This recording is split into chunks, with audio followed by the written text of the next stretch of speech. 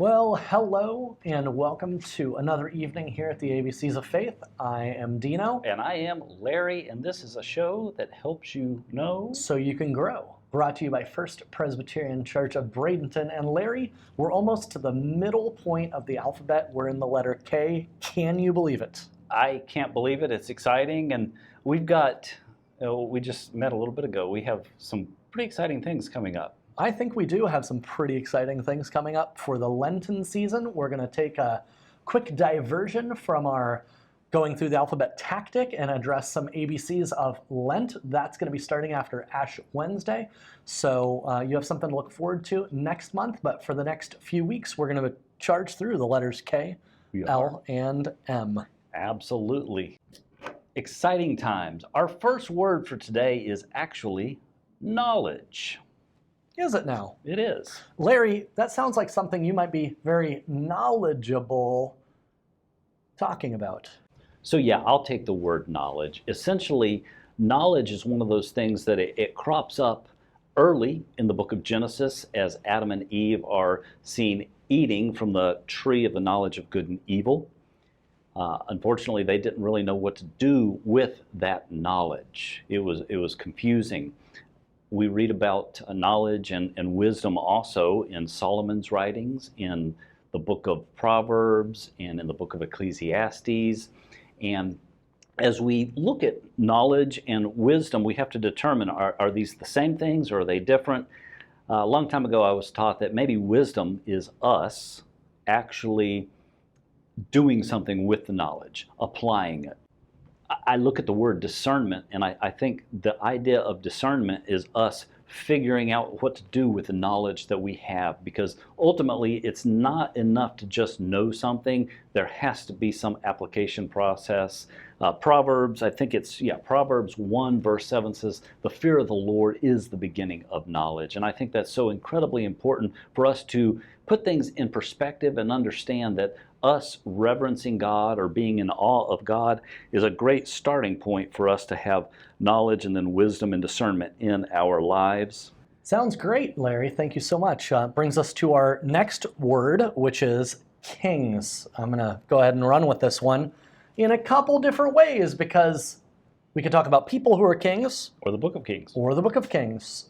Two books of Kings, in fact, and we'll get to that. We'll talk about both. But you can't talk about the history of God's people without talking about kings quite a bit. Before the time of kings, God had appointed judges, and we talked all about that in the J episode. So if you want to see what we had to say about the judges period, you can look back at that from last week.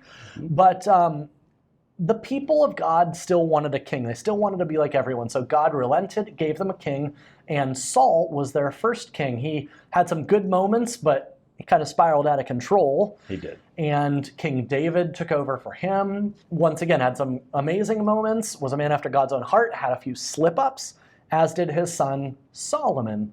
And after that, the kingdom of God was actually divided into two kingdoms based on Solomon's sons. And it was Israel and Judah, and they were always fighting against each other. And it really didn't matter which king or which nation was being led by what king. It seemed like you'd have a good king and a bad king, and then a good king who kind of brought order. So this is a really tumultuous period for the people of God, which leads me to where you can read about it. The period of kings actually starts in the books of Samuel, 1st and 2nd Samuel. That's the earlier kings. That's Saul and getting into David and into like Solomon and all that. But when you talk about the books of 1st and 2nd Kings, they are history books that take you through the rest of that period and are paralleled by a couple books called Chronicles 1 and 2. So those are kind of parallel accounts of the history. Very interesting stuff, but you can see that the people of God go up and down and up and down and up and down again and again. And a lot of good perspective, especially on Solomon's life, because if you're studying Ecclesiastes or if you're reading through Proverbs and you want to know kind of the backstory on who he was and things about him, you go to those books to find that out. Absolutely.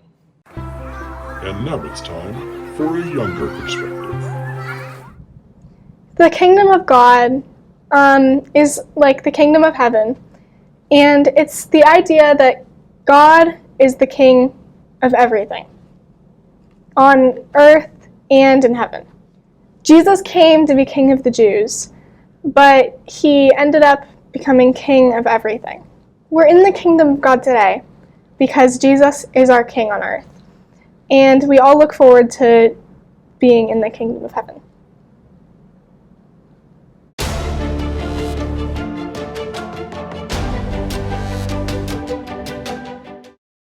Every week, we go through people and places having to do with our letter of the week, and today, Larry, not a whole lot of people or places to choose from. Pickings were slim, but I think we were pretty clever. I think we were, and you know how I talked about kings? Yeah? I'm kind of obsessed, and I want to talk about the Kings Valley as our first place. Perfect. Not to be confused with the Valley of the Kings, which is a totally different place. The Kings Valley comes in the book of Genesis when Abraham, actually, before his name was changed to Abraham, it was Abram. And he's working with the people of God, leading them, trying to figure out how they're going to get into their promised land. So Abraham's fighting against these Canaanite tribes, trying to get in their land. And after he's victorious, he actually meets up with the king of Sodom, who goes unnamed, and another guy, King Melchizedek of Salem, who's also a high priest of Yahweh, the Lord Most High. And Melchizedek, they break bread, they drink wine, and they celebrate this victory. And in the King's Valley is where Abram is blessed by Melchizedek. He kind of gets one of his first big blessings that suggests that he has been victorious as the leader of God's people, but the victory really belongs to the Lord because he's the one who delivered them from the enemies. So kind of an important place in history. Now, the same name, Kings Valley, comes up in one of Samuel's books, not the same place. But that's the Kings Valley for you. Very good. And our person for this week, since you already talked about Saul being the first king, we're obsessed, like we said. We're a little obsessed. You'll see the word king numerous times tonight, yes. Perhaps. Saul's dad, Kish. Saul apparently had a dad? Yes. Named Kish. Yes. So there were all these tribes. The Benjaminites, or the tribe of Benjamin, was one of the tribes. There was a wealthy man by the name of Kish. And we know he was wealthy because the Bible talks about his wealth. And historically, the tribe of Benjamin was a fairly wealthy tribe. But essentially, that is Saul's dad. Does it say a lot about him? Of course not. Probably not. No. He's barely mentioned, but he did give rise to the first king absolutely of God's people. Which means he lived during the time of the judges that you were talking about, and just seeing how that didn't work out and the transition of these kings, and that was, like you said, up and down like a roller coaster. It's just it's fascinating to watch history, like very, very ancient history, and then kind of parallel it to things that we experience. It's fun. Yeah, absolutely. Yeah. And our point of reference for that is that in 1998, a Christian song actually wrote a song about Kish. Interesting. A band called Sixpence None the Richer, and the song was called Kish Me. When kish me out of the bearded body. But it's not a singing soap.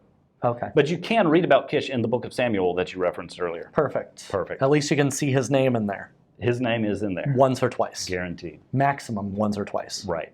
Yeah. And now it's time for a deeper perspective.